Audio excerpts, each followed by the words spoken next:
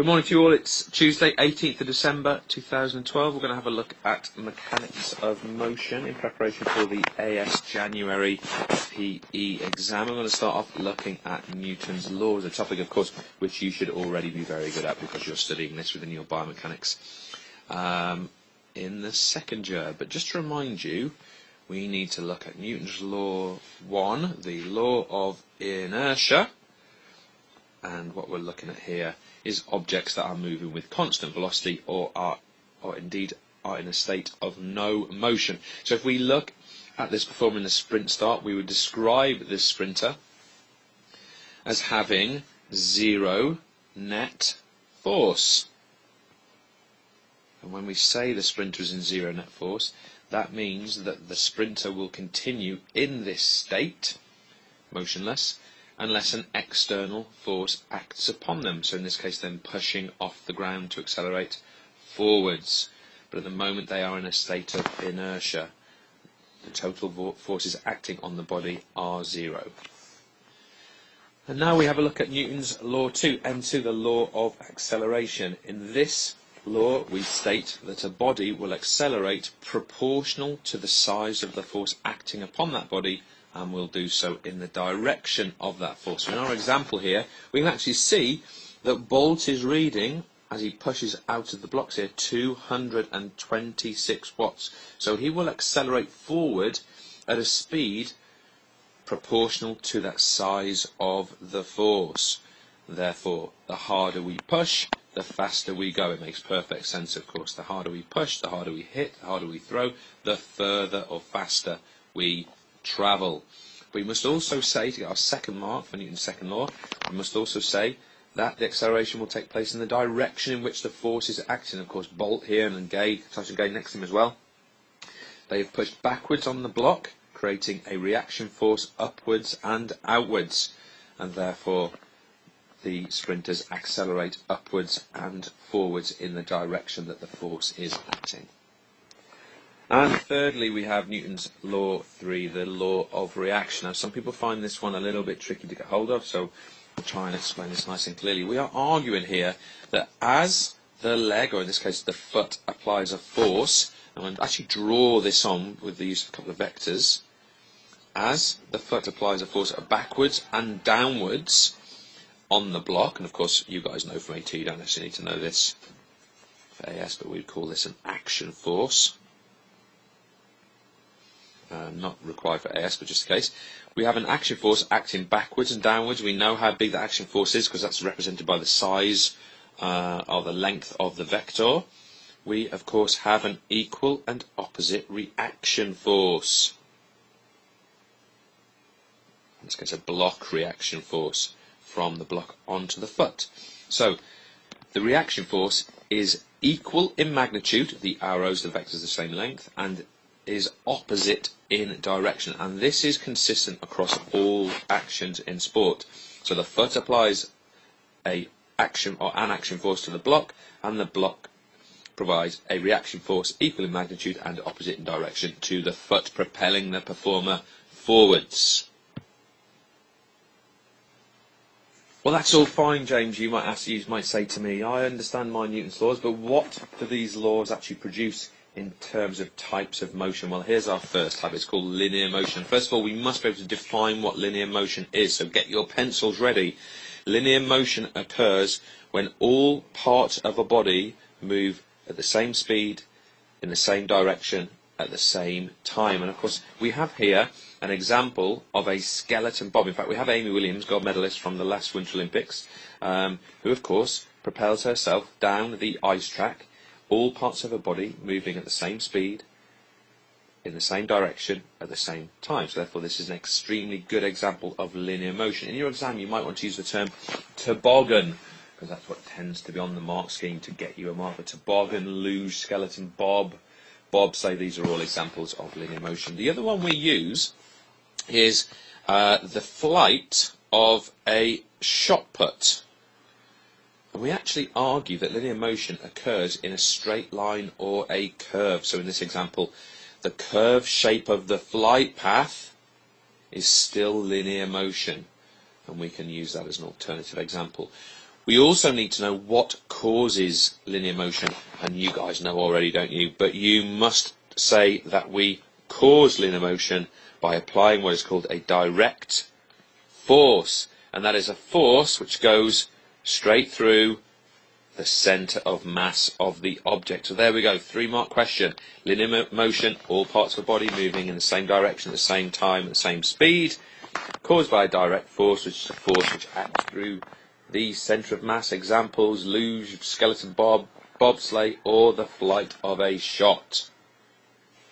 And next we move on to angular motion. Angular motion, here comes your definition. Same theme we have within this, but angular motion is when a body or part of a body moves in a circle or part circle. So we see here in the case of our skater who is performing a spin, this skater is spinning around their longitudinal axis in that direction, I believe. So this is a spinning action. So this performer is moving in a circle. We need to understand what causes angular motion, and you guys know already, don't you? It's caused by an eccentric force. And an eccentric force is a force which is off the centre of motion. So not on the centre of motion, but away from the centre of motion. So we apply a force outside the centre of motion. In this case, the performer has applied a force to the ice through their skate. But of course they haven't done it straight downwards. Here, they've pushed here, causing them to spin. Interestingly, we can also call an eccentric force, those of you that are into your physics, we can also call it a torque, or a moment of force, which is when the force is applied away from the centre of mass. We can actually measure how far that perpendicular distance is, and that gives us a measurement of torque rather than force. Now we also get a mark if we say that we can combine these two types of motion. So if we say linear motion combined with angular motion provides us with a notion of general motion. Okay, and also worth a mark in your exam. And you might ask, James, what is an example of general motion? I'm not sure. Well, my answer to that question would be, a brilliant example of general motion would be something like running or a sprinting action. We can see here that the torso, this part of the body here, is moving in a straight line, all parts moving at the same time at the same speed. But the arms and the legs are actually moving in part circles. For example, the femur of this performer is here, but in a moment it's going to be here, in a moment it's going to be there. It's moving through a part circle. So therefore that is angular motion. So the legs and arms are moving with angular motion, the torso and the head are moving with linear motion. Therefore we would call this performance general motion, worth 1 mark in your exam. Give it a try. And finally today we're going to talk about the concept of centre of mass. Now I've borrowed a photo here of my Uncle John. He lives down on Australian Gold Coast, which you see him here pictured.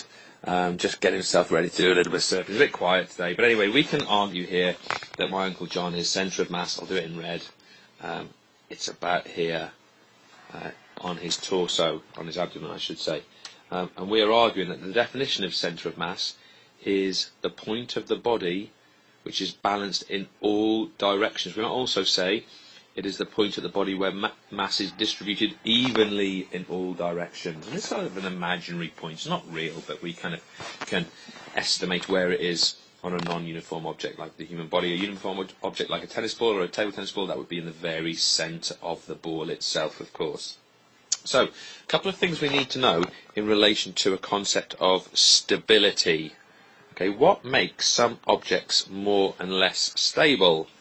Well, we're saying here that if my Uncle John stands up on his tiptoes, so this centre of mass goes up and the height changes, then he would be less stable. So we might argue that the height, or where the centre of mass is in vertical distance, affects the stability. And the higher the centre of mass, the further away from the ground or the surface, in this case the surfboard, the less stable the object is, and therefore the lower, the more stable. He could stabilise by lowering his position, for example. The second point is, what is the mass of the object?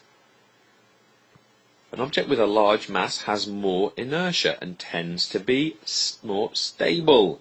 So, In this performance, a heavier performer would be more stable on the board. Thirdly, we have to ask ourselves, what is the base of support?